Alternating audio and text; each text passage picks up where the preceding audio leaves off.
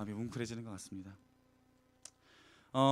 사랑이 넘쳐나는 세상을 살아가고 있는 것 같습니다. 저희가 일상을 살아가면서 우리가 생각했던 것보다 우리가 사랑이라는 말도 많이 쓰고 또 사랑이란 표현을 자주 하는 그런 삶 가운데 살고 있지 않나라는 생각을 해봅니다. 여러분들은 어떤 것들을 사랑하며 살아가십니까? 네, 저는 사실 그렇지 않지만 여러분들이 그렇게 생각하실 것 같은데, 뭐 예를 들어 음식을 사랑한다거나, 그렇죠? 네, 사실 그렇지 않습니다. 먹기는 하지만 막 사랑하는 정도는 아닙니다. 네, 뭐 음식을 사랑한다거나, 음식을 사랑한다거나, 아니면 뭐 내가 가지고 있는 취미를 사랑하고 운동을 사랑하고, 그렇죠? 요즘에 축구 성교회랑 같이 축구를 열심히 하고 있는데요. 축구 경기장에 나갈 때마다 야, 우리 성도님들 축구를 진짜 사랑하시는 거라는 것을 문득문득 생각하게 돼요. 제가 지금 여기 앉아 계신 우리 여성도님들이 사랑하시는 거 제가 하나 맞춰볼까요? 제가 정확히 맞출 자신 있습니다. 요즘 여러분들은 왔다 장보리를 사랑하고 계시죠? 왔다 장보리. 저는 이제 그 토요일 일요일 날 그 드라마를 하잖아요, 그렇죠? 제가 토요일 날 교회에서 열심히 예배 준비를 마치고 집에 들어가면 어머니가 꼭 그걸 보고 계시더라고요. 저는 처음에 살짝 보면서 말도 안 되는 이야기가 나오길래, 아니 드라마도 이런 막장 드라마를 엄마 보면서 이렇게 재밌어하고 있고 그러냐, 그러면서 이제 있었는데, 제가 이제 그 TV 있는 데서 자거든요. 이제 거기서 잠을 자는데 엄마가 자꾸 이제 쉬고 싶은데 옆에서 그걸 보고 있길래 저도 힐끗힐끗 보다 보니까 그 연민정에 대한 분노가 막 가슴에 치밀어 오르면서, 예, 열심히 보고 있었는데 이제 앞으로 2회 남았습니다. 지난주 주일 저녁에 그 엄마랑 그 왔다 장보를 보면서, 아, 다음 주 이거 토요일 주일 2개 끝나면 앞으로 뭐 보지라는 생각에 이 가슴에 그 씁쓸함이 왔다 장보리 사랑하시죠? 네. 저의 경우를 한 가지 말씀드릴게요. 저의 경우 같은 경우는 그 제가 이제 그 분당에 있는 송림고등학교에서 아이들을 이제 가끔 가르치고 이렇게 가서 송림고등학교를 가는데, 놀라울 정도로 학교 밥이 맛있어요.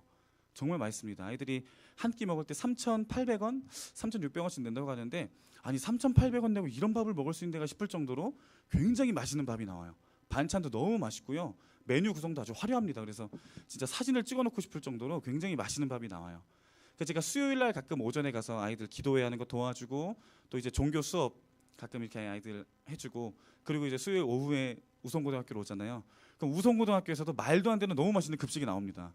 그럼 제가 그 밥을 먹으면서, 와, 이 맛있는 밥 한 끼 먹으면서 내가 사랑받는 느낌을 받을 수 있다는 게 참 되게 감사하더라고요. 그렇죠? 근데 한번 상상을 해봤어요. 제가 또 이렇게 맛있는 밥을 먹으면서 사랑을 느낄 때가, 제가 이제 멀리서 왔다 갔다 하면서 사실 집밥을 잘 못 먹어요. 아침에 막 부지런히 나와가지고 저는 늦게 들어가다 보니까 집에서 밥을 먹는 경우가 굉장히 드문데, 가끔씩 이제 엄마가, 제가 이제 순두부찌개를 되게 좋아하거든요. 저희 어머니가 해주시는 고기도 안 들어가고 해물도 안 들어가는 그냥 순두부에 계란만 넣고 이렇게 파 썰어 넣고 하는 굉장히 담백한 그 시원한 맛의 순두부찌개를 굉장히 좋아합니다. 엄마가 가끔 제가 이렇게 힘들어 보이면은 순두부찌개 해줄까라고 하면서 그 찌개를 끓여주세요. 아, 그럼 그 순두부찌개에다가, 저는 순두부찌개를 차게 먹습니다. 제가 순두부찌개를 먹고 싶다고 하면 엄마가 밤에 끓여놓으면 제가 아침에 먹어요. 그걸 식혀가지고 뜨거운 밥을 넣어서 딱 먹기 좋게. 그래서 열이 많아가지고 굉장히 의아한 표정으로 저를 좀 쳐다보시는데, 그게 맛있습니다. 한번 드셔보세요. 맛있습니다. 순두부찌개를 맛있게 먹고 나면 진짜 이 찌개 한 그릇에서 밥 한 끼에서 엄마의 사랑이 막 느껴지는 경험 모두 있으시죠?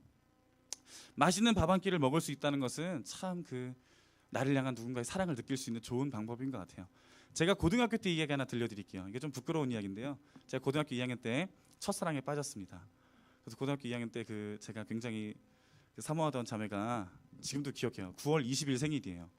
9월 20일 생일이어서 제가 그 친구한테 어떻게 좀 이 생일을 기쁘게 해줄까 고민을 하다가, 제가 돈이 얼마 없었어요. 그래서 막 화려한 선물 해주고 막 꽃다발 막 잔뜩 해주고 싶은데 그럴 여력이 안 돼서 어떻게 할까 하다가 정성을 보여야겠다. 제가 전에 말씀드렸던 것 같은데, 제가 그래서 9월 19일 저녁에 야자 끝나고 집에 와서 9월 20일 아침에 그 제가 굉장히 좋아했던 자매랑 이제 생일 아침 밥상을 먹기로 계획을 세웁니다. 그래서 제가 집에 오는 길에 미역도 샀고요.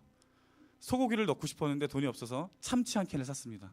그리고 뭐 햄이랑 이런 거 막 잔뜩 사가지고 어머니가 잠들었겠다 싶은 그 시간부터 이제 저희 활동이 시작이 됐어요. 그래서 주방에 몰래 들어가서 미역을 불리고 미역을 볶고 열심히 미역국을 끓이고 반찬도 막 만들었습니다. 참치랑 막 그 고추 참치 막 이렇게 해가지고 막 볶아서 막 옥수수 넣고 반찬 하나 만들었던 것 같아요. 햄 슬라이스 막 해가지고 뭐 그 소세지랑 돌돌 말아서 막 이렇게 만들고 나름대로 열심히 했어요. 열심히 해서 이제 미역국이 되게 신기하더라고요. 미역 조금 불렸는데 이만큼 돼가지고 본의 아니게 엄마가 이제 한 3일 동안 미역국만 드셨는데 아침에 도시락 통에 싸가지고 학교를 가져갔어요. 그래서 한 7시 8시까지 등교했으니까 한 7시 20분쯤 학교에 도착을 해서 그 친구 이제 책상에다가 생일상을 차려놨죠. 그래서 친구가 한 7시 반쯤 와서 같이 맛있게 미역국이랑 밥을 먹고, 밥을 안 먹고 오더라고요. 저도 그랬지만. 그래서 먹었는데 지금 생각해보면 제가 되게 좀 바보 같았던 게, 미역국에다 참치를 넣을 때 참치 기름을 따라 버리고 했어야 되는데 참치 통째로 그냥 통째로 부었더니 미역국에 기름층이 이렇게 뜨더라고요. 기름층이 잔뜩 떠가지고 그냥 뭐 느끼하지만 맛있네 싶어서 먹었다 둘 다 배탈 나서 엄청 고생했던 기억이 있어요. 나름대로 저는 그런 식으로 누군가에게 또 맛있는 밥 한 끼를 차려주면서 사랑을 좋아하는 마음을 표현하고자 했었습니다. 중고등부 이야기 또 하나 들려드릴게요. 중고등부 아이들은 어떨 때 사랑을 느낄까요? 짐작이 되시죠? 사진 하나 보여주실래요? 중고등부 아이들은 이것을 보고 사랑이라고 말합니다. 네, 치킨과 고기죠. 치킨과 고기. 제가 이 사진 보여주면서 아이들한테 얘들아 이거 뭐지? 라고 물었더니 애들이 치킨은 사랑이에요 라고 말하더라고요. 치킨은 네모다 라고 말하고 네모 안에다가 아이들이 사랑을 넣습니다. 남자아이들은 고기는 뭐다? 라고 물어보면 고기는 사랑이죠 라고 이야기를 하더라고요. 그래서 제가 치킨도 많이 사주고 고기도 잔뜩 사주고 그렇게 있었어요. 우리가 지금 제가 이렇게 말씀드린 것처럼 우리가 정말 사랑이 굉장히, 사랑의 표현이 어쩌면 전보다 훨씬 더 자유로워지고 또 사랑이라는 표현이 굉장히 많이 이루어지는 세상 가운데 살고 있는데, 홍수 중에 마실 물이 없다는 것처럼 우리가 무언가를 사랑한다고 무언가 애착을 가지고 있다고 표현은 많이 하지만 정말로 우리의 마음을 따뜻하게 하고 정말로 내가 사랑받는구나라고 생각할 만한 그런 참된 사랑은 어쩌면 좀 부족한 상황 가운데 진짜 참사랑에 대한 갈망과 목마름이 여전한 가운데 살고 있지 않은가라는 그런 생각도 한번 해봤습니다. 그러는 중에 제가 이야기를 듣게 된 게 한 굉장히 사랑을 잘 나타내고 있는 한 단체였어요. 민들레 국수집이라는 단체입니다. 네, 사진에도 나오고 있는데요. KBS에서 인간극장에 민들레 국수집이 5부작으로 9월 중에 아마 소개가 됐었을 거예요. 저도 나중에 이야기를 듣고 이제 시간 날 때마다 KBS 홈페이지에 들어가서 5부작 다큐멘터리를 다 봤어요. 이분이 쓰신 책도 있어서 책도 한번 찾아보고 여러 가지를 찾다 보는데, 이 민들레 국수집 이야기가 굉장히 사랑에 목말라하고 있는 이 시대의 우리들의 마음과 삶 가운데 따뜻한 사랑의 모습을 보여주고 있지 않나라는 생각을 해보게 되었습니다. 제가 간단하게 이 설명을 좀 드리려고 하는데요. 이 민들레 국수집은 인천에 있는 한 굉장히 어려운 사람들이 모여 사는 달동네에서부터 시작이 됩니다.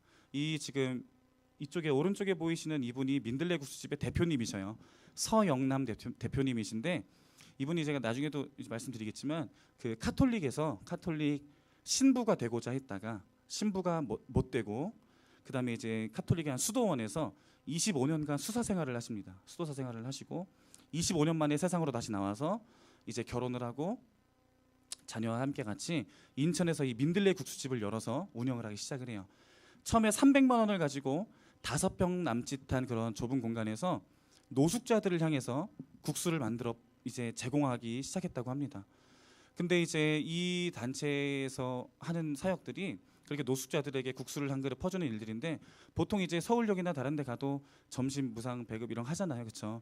근데 이제 여기서 가지고 있는 마음은 어떤 거냐면, 하루에 한 번뿐만 아니라 언제든지 하루에 3번이 됐건 4번이 됐건 언제든지 배가 고플 때 와라 라고 하면서 이 국수집 안에 화이트보드에다가 칠판에다가 노숙자분들의 이름을 다 적어놓고 VIP 누구누구님, VIP 누구누구님 이름을 쭉 적어놓고 우리 VIP 손님이 오셨다고 그분들을 따뜻하게 국수로 대접하는 모습을 볼 수가 있었습니다. 지금은 이 민들레 국수집이 점점 이렇게 한 지금 10몇 년간 이렇게 이어오고 있는데요. 그 중에 이제 또 사람들의 많은 관심과 후원 속에서 굉장히 좀 이렇게 규모가 커져서 지금은 이 필리핀에서도 민들레 스쿨을 운영을 하고 있다고 합니다. 지금 사진 보시는 것처럼 이 서영남 대표께서 혼자 필리핀에 가서 필리핀 마닐라의 칼로칸이라는 이제 공동묘지 옆에 마을이 구성되어 있는 그 마을에서 정말 말 그대로 빈민, 그렇죠? 필리핀 하면 그런 사람들이 굉장히 많잖아요. 그 사람들을 위해서 아이들에게 공부를 가르치고 또 정말 하루에 한 끼를 먹을 수 있을지 없을지 한 그 사람들을 향해서 또 맛있게 밥을 지어 그들에게 나눠주면서 그렇게 귀한 사역을 하고 있다고 합니다. 단순히 지금처럼 이렇게 보여지는 사역뿐만 아니라 더 마음을 울리는 일들이 있었습니다. 어떤 일들이냐면 이 민들레 국수집의 운영 방침이에요. 운영 방침. 제가 읽어드릴게요. 4가지가 있는데 첫 번째는 정부의 지원을 받지 않는다예요. 정부의 지원을 받지 않겠다. 우리 민들레 국수집은. 두 번째는 기부금을 얻기 위한 프로그램을 하지 않는다. 세 번째는 생생되는 돈을 받지 않는다. 네 번째는 조직을 만들지 않겠다. 이제 이런 방침을 세우게 된 그 하나의 사건이 있습니다. 이제 이런 방침을 굉장히 잘 보여주고 있는 그 사건이 뭐냐면 민들레 국수집의 그 사역들을 보고서 한 감동받은 분이 내가 필리핀 그 민들레 스쿨에 그 필리핀 어려운 사람들을 위해서 꾸준히 밥을 먹일 수 있도록 내가 쌀을 지급을 하겠다라고 이야기를 했대요. 쌀을 내가 계속 필요한 만큼 지급을 하겠다. 대신 조건이 있는데 이제 이 신부님이 그 제안을 거절했거든요. 쌀 받지 않겠습니다라고 거절을 했는데 그 거절하게 된 배경이 뭐냐면 그 단체에서 이렇게 이야기를 한 거예요. 쌀을 얼마든지 배급해 줄 수 있지만 지원해 줄 수 있지만 한 사람에게 줄 수 있는 쌀의 양을 하루에 60g으로 제한해라. 한 아이에게 하루에 60g만 쌀을 줄 수 있는 거예요. 그리고 또 하나 어린아이의 몸무게가 20kg이 넘어가면 그 아이에게는 밥을 주지 말아라라고 이야기를 했다고 하더라고요. 물론 그 단체 안에도 여러 가지 그런 또 고민들 가운데 그런 규율들을 세웠겠지만 기본적으로 하루에 3번이건 4번이건 필요한 만큼 그들의 필요에 따라서 도움을 주고 싶었던 이 민들레 그 스쿨, 민들레 국수집의 마음과는 맞지 않았던 것 같습니다. 그래서 정부의 지원도 받지 않고요. 생생내는 돈도 받지 않고 기부금을 얻기 위한 어떤 프로그램도 만들지 않고요. 그렇죠? 어떤 조직도 만들지 않고 이런 마음을 가지고 열심히 섬기고 있다고 합니다. 근데 제가 이제 그 민들레 스쿨에 굉장히 관심을 가지면서 민들레 국수집이라는 홈페이지 들어가서 그 이제 홈페이지 내용들을 쭉 살펴보고 있는데 그 정부의 지원도 받지 않고 어떤 프로그램도 없고 하다 보니까 어떻게 민들레 학교가 운영이 되는가 궁금하더라고요. 보니까 후원 현황이라는 메뉴에 들어가니까 8월 한 달, 9월 한 달 동안 사람들이 얼마나 민들레 국수집에 관심을 가지고 있었는가에 대해서 쭉 보여주더라고요. 민들레 국수집의 모토는 정부의 후원도 아니고 어떤 기관의 후원도 아니고 착한 개인의 희생으로 이루어지는 민들레 국수집이었습니다. 근데 제가 그 후원 현황을 보면서 그걸 너무 실감할 수가 있었어요. 8월 한 달 동안 민들레 국수집에 후원되었던 후원 금액은 1,300만 원이라고 합니다. 1,300만 원. 8월 한 달 동안 민들레 국수집, 민들레 스쿨을 포함한 민들레 국수집을 향해서 후원한 금액이 총 1,300만 원이래요. 그래서 제가 마우스로 스크롤을 쭉 내려보니까 명단이 나오는데 그 명단에 500명이 넘는 분들의 이름이 있더라고요. 그래서 제가 계산을 해봤어요. 1,300만 원을 500명이 기부하려면 한 사람이 평균 얼마를 기부했을까 생각을 해보니까 25,000원, 26,000원 정도가 되더라고요. 그래서 정말 말 그대로 어떤 한 기관의 후원도 아니고 어떠한 프로그램에 의해서 모여진 기부금으로 사람들을 돕는 것도 아니고 정말 말 그대로 착한 개인의 희생으로 이루어지고 있구나라는 게 실감이 되더라고요. 근데 더 마음을 울렸던 것은 그 밑에 있는 내용이에요.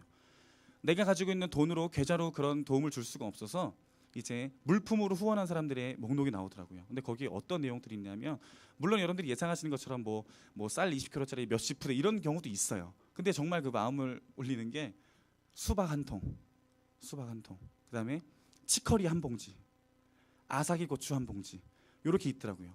상상을 해보니까 그 어려운 동네에 사는 그 주민들이 마트 가서 수박 하나 샀는데 1+1이라고 더 주는 거예요. 그럼 들고 가다가 국수집 앞 지나면서 그냥 그 국수집 하나 놓고 가는 거예요.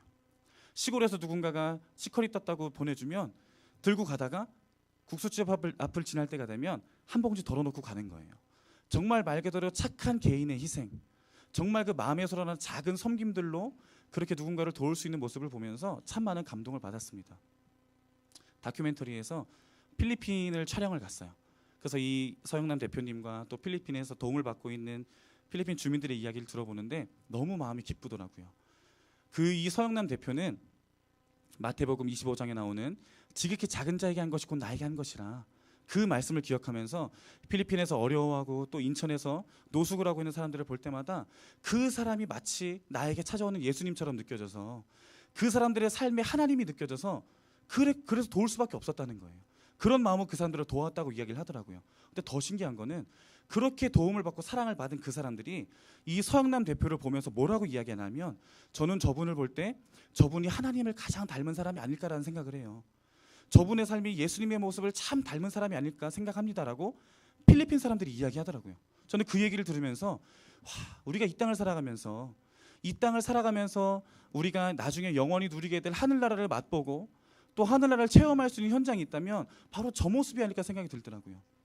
저를 통해서 누군가 다른 사람이 하늘나라를 바라보게 되고 하나님을 발견하게 되고 또 내가 누군가를 향한 하나님의 사랑을 전하면서 그 안에 있는 하나님의 형상을 발견하게 되는 것이, 그게 바로 우리가 꿈꿔야 되는, 우리가 이 땅에서 이루어가는 하늘나라의 한 모습이 아닐까라는 생각을 해보게 되었습니다.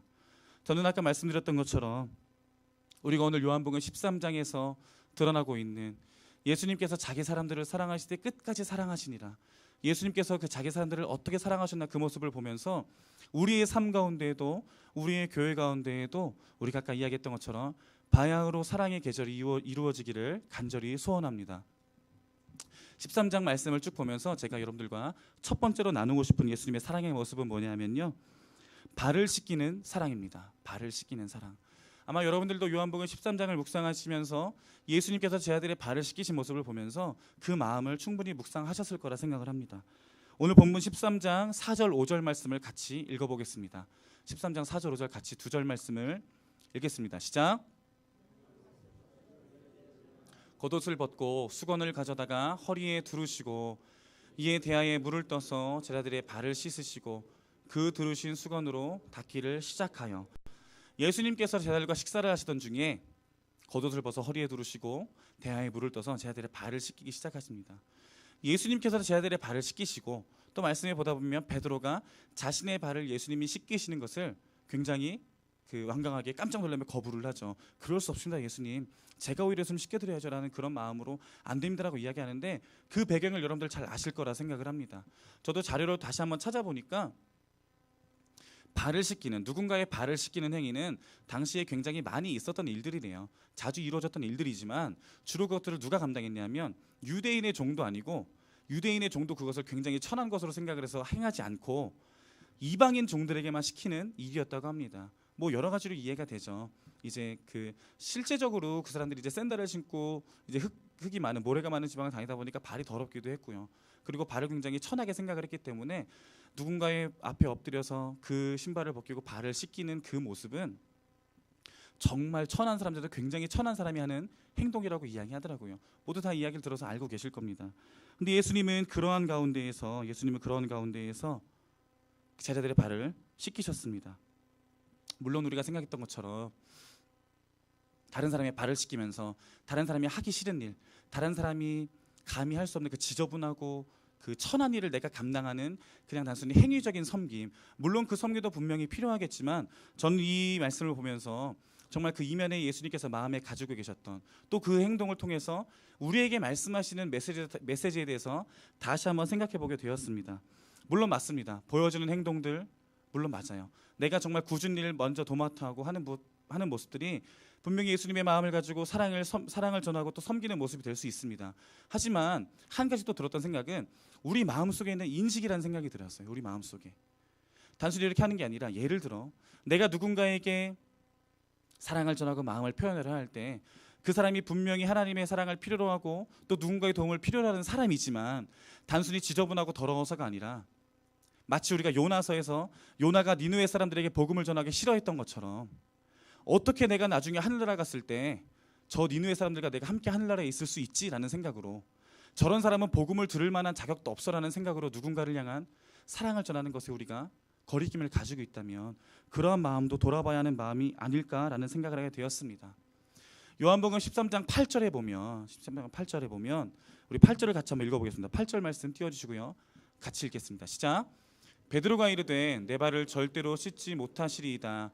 예수께서 대답하시되 내가 너를 씻어주지 아니하면 네가 나와 상관이 없느니라.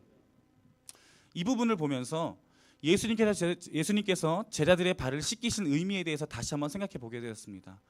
아까 말씀드린 대로 천한 일, 더러운 일을 도맡아하는 것뿐만 아니라 그 가장 더럽고 가장 지저분하고 가장 추하고 가장 어둡게 여겨지는 그 발을 씻으시는 걸 통해서 우리 안에 있는 어두움들과 우리 안에 있는 죄악들, 그 죄악들이 예수님을 통해서 씻김받지 아니하면 네가 나와 상관이 없느니라. 이 상관은 상속의 의미가 있다고 하더라고요. 상속의 의미. 예수 그리스도를 통해서 너희들이 씻김받지 아니하면 너희들이 하늘나라와 상관이 없는 사람들이다. 쉽게 말하면 너희들이 하늘나라를 누릴 수 없다라는 의미가 되겠죠. 예수님은 그 발을 씻기시는 과정을 통해서 단순히 그 어려운 일, 힘든 일을 내가 도맡아 하겠다는 그런 섬김의 의미를 훨씬 더 뛰어넘어서 그 사랑하는 사람들에게, 끝까지 사랑한다고 표현하시는 그 자기 사람들에게 하늘나라를 누릴 수 있는 복음을 선물하고 있다는 것입니다. 다시 한번 생각해 볼게요. 여러분들 그거 아시나요? 그 경찰들이 이제 그 길에 노숙자가 이렇게 누워 있잖아요. 막 추운데 막 이렇게 자려고 막 이렇게 누워 있고 그러면은 걱정돼서 경찰에 신고를 하죠. 저도 몇 번 그런 적이 있어요. 막 이렇게 그 길 가다가, 모르겠습니다. 이 오지랖일 수도 있는데 길 가다 보면은 막 이렇게 술 취해가지고 쓰러지는 아저씨들 있잖아요. 그럼 너무 마음이 좀 그렇더라고요. 그래가지고 아저씨 이렇게 세워가지고 아저씨 핸드폰 빌려가지고 집에 전화해서 막 택시도 보내고 그런 것도 되게 많은데, 한번 제가 얼핏 봤는데 노숙자들이 길에 이렇게 누워 있고 누가 경찰에 신고를 했나 봐요. 경찰이 와서 그 노숙자를 데리고 가려고 실랑이를 하고 있는데, 경찰이 노숙자를 끌고 가기 전에 어떤 일을 하는지 아시나요? 모든 경찰이 그런 건 아니겠지만 제가 봤을 때는 여기 있는 하얀 그 포켓에서 위생 장갑 있죠? 비닐 장갑을 꺼내더라고요. 진짜로 비닐 장갑을 꺼내서 손에 끼고 노숙자를 끌고 갑니다. 끌고 가더라고요. 노숙자들한테 병 없는다고, 세균 없는다고. 근데 제가 이 말씀을 보면서 그 이런 상을 막 상상을 하면서 그 민들레국수 집에서 노숙자들을 섬겼던 그 모습과 너무 대조가 되는 거예요. 그러면서 우리의 모습을 돌아보게 되더라고요. 내가 단순히 그냥 굳은 일 내가 도맡아 할게 이런 거 말고, 우리의 마음속에 누군가를 향한 그런, 누군가를 향한, 저 사람은 사랑받을 만한 사람도 아니야, 저 사람은 사랑받을 만한 자격도 없어, 내가 다른 사람에게는 다 복음을 전하고 예수님이 제자들을 사랑하셨던 것처럼 발을 씻기시는 과정을 통해서 하늘나라를 누릴 수 있는, 예수님을 통해서만 너희들이 하늘나라를 누릴 수 있다라는 그 복음을 말씀하시는, 복음을 전하는 그 사랑을 저 사람은 받을 자격이 없어라고 우리가 마음속으로 누군가에게 빗장을 걸고 있지는 않았나라는 생각을 해보게 되었습니다. 한번 돌아보기 원합니다. 우리가 사랑의 계절을 꿈꾸고 사랑의 계절을 바라보고 있다면, 단순히 내가 겉으로 보여주는 누군가를 돕는 행위, 굳은 일들을 섬기는 그런 것뿐만 아니라, 내가 그 예수님이 제자들의 발을 바라보면서 더러워서 만지지 못하겠다라고 생각했던 그런 게 아니잖아요, 그렇죠? 우리가 누군가를 바라보면서 우리가 마음속에 여전히 사랑하지 못하고 그들에게 하나님의 복음조차 전하기 싫은, 그렇죠? 아까 제가 말씀드린 요나의 모습. 요나가 우리 특세 때도 말씀을 들었지만, 니느웨 사람들이, 하나님께서 니느웨 사람을 용서하시고 또 회복시켰을 때 요나가 막 성내고 분내면서 말을 하잖아요.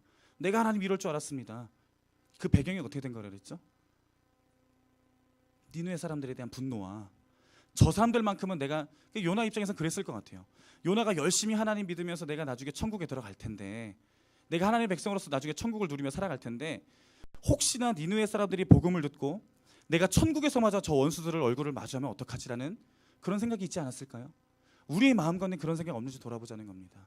우리 지인들 중에, 혹은 우리 가족들 중에, 우리 친척들 중에 분명히 그들의 삶을 바라보면 그들을 정말로 사랑하는 하나님의 사랑이 그들의 삶 가운데 필요하고, 누군가의 위로가 분명히 필요한 상황에도 불구하고 우리의 인간적인 감정들 때문에, 내가 그 사람은 더럽다는 생각 때문에, 내가 저 사람에게만큼은 복음을 전할 수 없다는 나의 감정과 생각 때문에 여전히 사랑을 전하지 못하는 그런 마음은 없는지 돌아보길 원한다는 겁니다.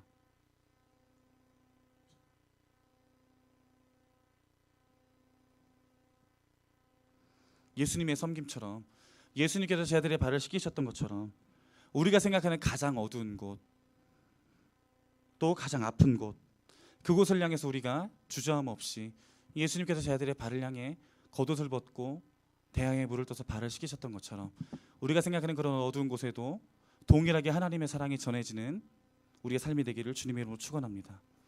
두 번째로 제가 나누고 싶은 예수님의 사랑은 밑빠진 독에 물을 붓는 사랑입니다. 13장 7절 말씀을 같이 한번 읽어보겠습니다. 13장 7절 말씀 같이 읽겠습니다. 시작.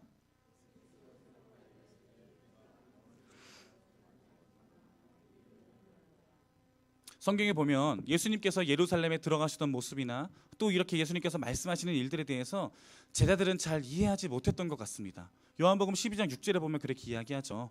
제자들이 당시에는 이 일을 이해하지 못하다가 나중에 하나님께서 영광 받으신 후에 그때야 다 깨닫게 되더라, 그런 것처럼.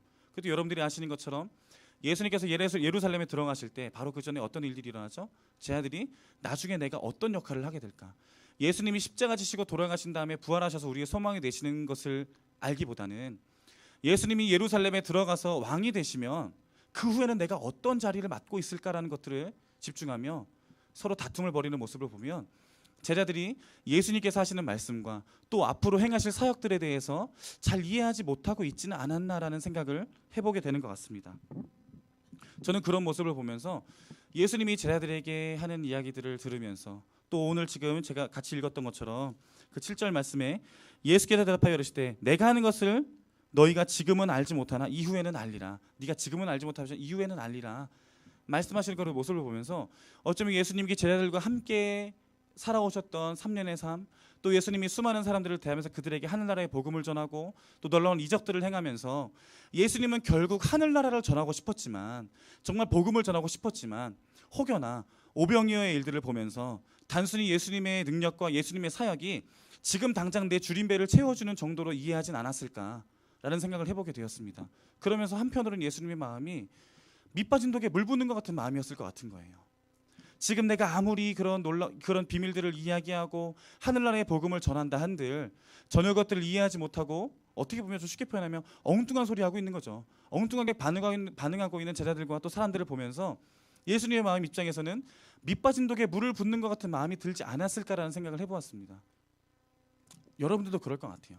여러분들도 태신자를 작정하고 또 작년에도 재작년에도 그렇게 또 마음속에 품고 기도하는 분들이 계시죠.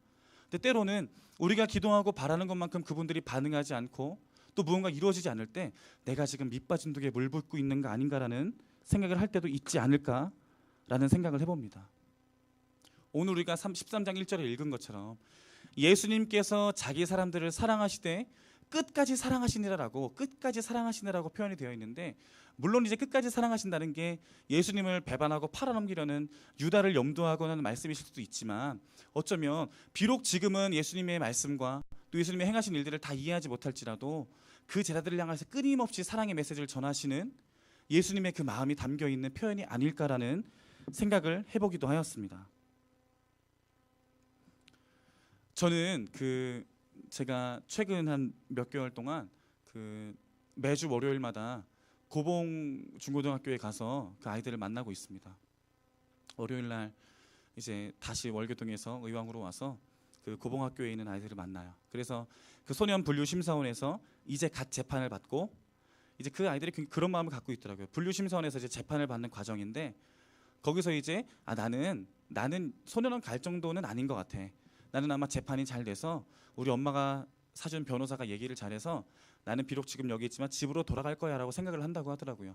근데 결국 구호 처분, 10호 처분을 받아서 구호 처분은 소년원에 6개월 사는 거거든요. 6개월. 10호 처분은 2년 사는 거예요. 근데 그 아이들이 처분을 받고 이제 막 소년원에 들어오면 2주 동안 신입반 생활을 하거든요. 2주 동안 본반으로 가기 전에 신입반 생활을 하는데 그 아이들을 만나서 월요일 날 서로 이야기 나누고 그 멘토링 이제 사역을 이제 하고 있었습니다. 근데 그 아이들을 볼 때마다 한편으로는 굉장히 진짜 마음이 뭉클해질 때가 있어요. 얼마 전에 만났던 아이는 그러더라고요. 그 아이는 신입반을 나누고 본반에 있던 아이인데 만나서 이야기를 나누게 됐습니다.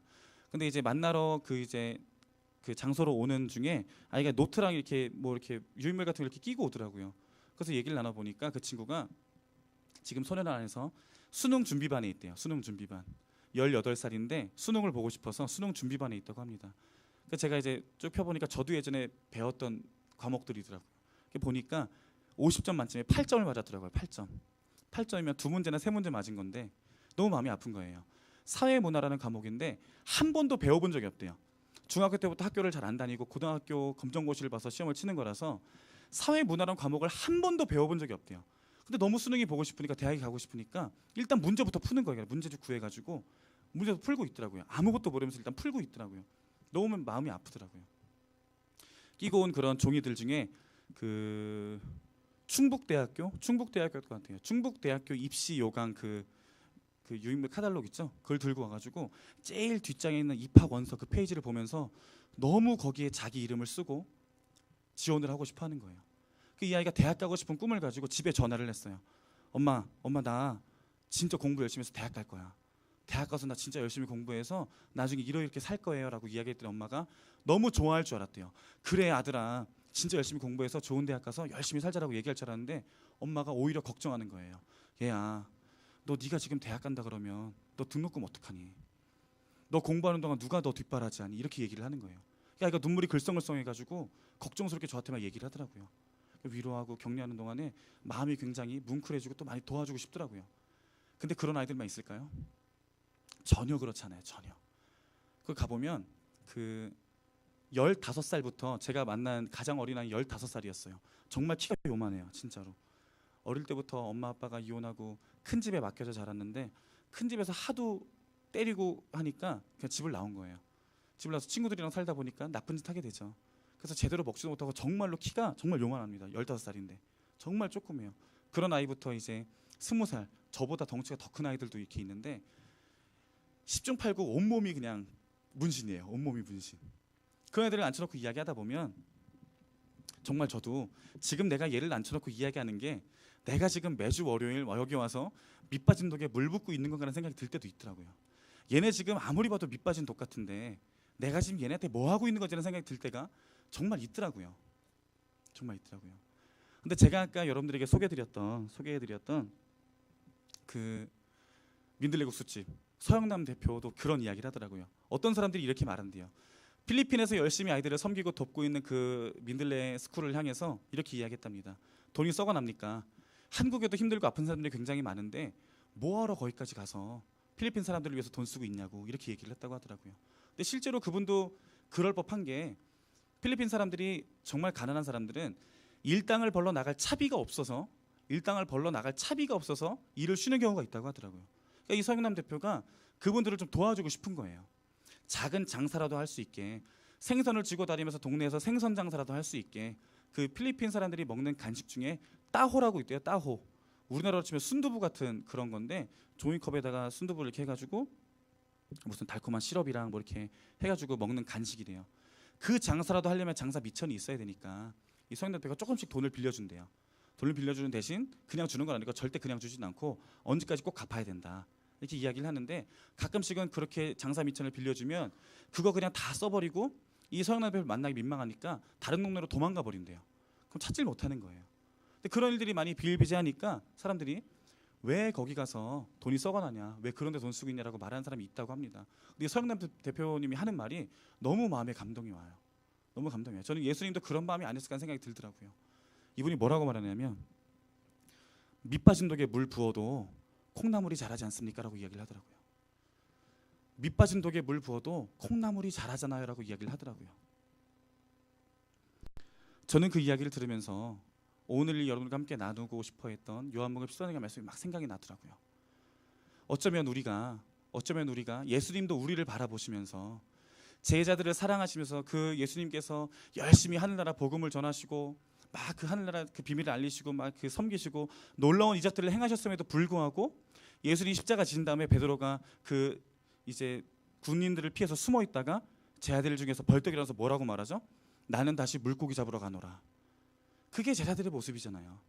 예수님 십자가 지시고 돌아가셨다는 생각이 드니까 좌절과 절망이 몰려오면서 예수님께서 그동안 알리셨던 복음을 전하기보다는 두려워서 숨어 있다가 결국 한다는 이야기가 나는 다시 물고기 잡으러 가노라. 그게 제자들의 모습이고 우리의 모습이잖아요. 우리도 여전히 밑빠진 독이었고 하나님의 사랑을 내 삶에 담지 못하고 흘려보낸 적이 많지 않았습니까? 그리고 또 우리는 지금 누군가를 향해서 그렇게 생각할 수도 있잖아요. 그렇죠? 우리가 지금 마음에 품고 있는 영혼들을 바라보면서 아까 이야기했던 것처럼 그 사람은 복음 전해도 되지도 않을 사람이야. 들을 사람도 아니야. 그 사람은 아유 됐어. 글렀어. 어쩌면 우리가 바라보던 밑빠진 독 그 사람들 향해서 우리가 사랑을 끊임없이 부어주기보다는 우리가 이렇게 단정지으며 예수님께서 제자들을 사랑하시며 또 우리들을 사랑하시며 끝까지 사랑하시느라고 표현하셨던 그 사랑을 어쩌면 우리들의 삶에서 끊어버리고 있지는 않은가라는 생각을 해보게 되었습니다. 요한복음 13장 34절 35절 말씀을 같이 한번 읽고 좀 말씀을 마무리하면 좋을 것 같습니다. 34절 35절 말씀을 같이 한 목소리로 읽겠습니다. 시작. 새 계명을 너희에게 주노니 서로 사랑하라. 내가 너희를 사랑한 것 같이 너희도 서로 사랑하라. 너희가 서로 사랑하면 이로써 모든 사람이 너희가 내 제자인 줄 알리라. 네. 죄송합니다. 자꾸 서영남 대표 얘기를 죄송합니다. 너무 감명 있게 봐서 다큐멘터리 마지막 부분에 그 서영 대표가 이렇게 이야기를 해요. 그 이제 다큐멘터리 PD가 이제 인터뷰를 합니다.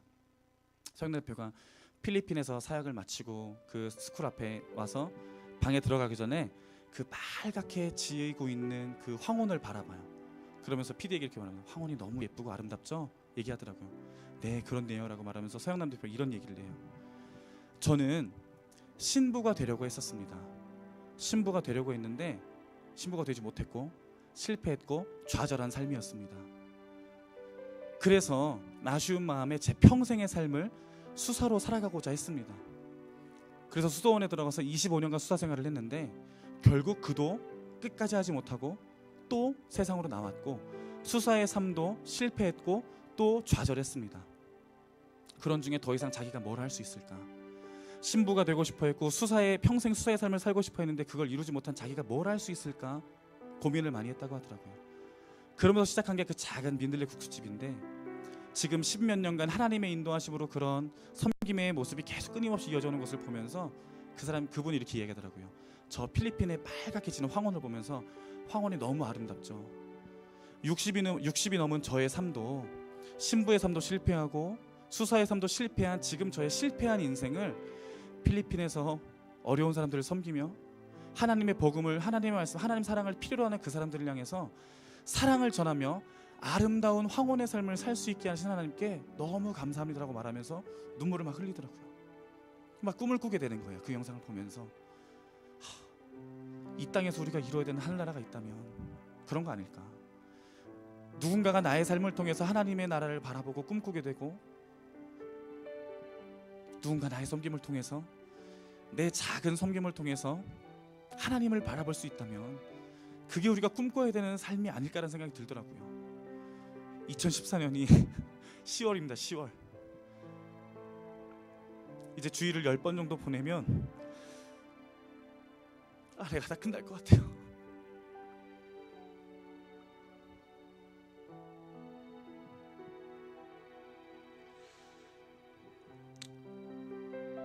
물론 저는 젊습니다. 아직 인생의 황혼을 맞이하진 않았는데 그런 꿈을 여러분들과 함께 공유하고 싶어요. 하나님이 주시는 마음을 여러분들과 함께 공유하고 싶습니다. 어떤 마음이냐면 2014년이 4분의 1 남아서 이제 주일을 10번만 보내면 한 해가 마무리되는데 2014년이 황혼이 지고 있다면 2014년 한 해에 황혼이 지금 지고 있다면 그 남은 3개월 우리를 사랑하신 그 사랑 전하면서 우리를 끝까지 사랑하시는 그 하나님 사랑을 영혼들에게 전하면서 예수님 아니면 하늘나라를 누릴 수 없다고 우리가 끊임없이 전하면서 제자들의 발을 씻기시는 마음으로 영혼들을 섬기면서 밑빠진 독이라고 생각된다 할지라도 끊임없이 그들에게 사랑을 부으면서 우리 의향 우리 교회가 사랑의 계절을 누리기를 진심으로 소원합니다. 같이 찬양하고 기도하기 원합니다. 우리 찬양할 때 다 표현 못해도 나 표현하리라 함께 같이 정말 간절한 마음으로 하나님 너무 부족하고 어둡지만 부족한 나의 삶을 통해서 하나님께서 기뻐하실 만한 사랑의 계절이 우리 교회 가운데 이루어진다면 우리의 남은 삶 가운데 그 하나님의 계절이 이루어진다면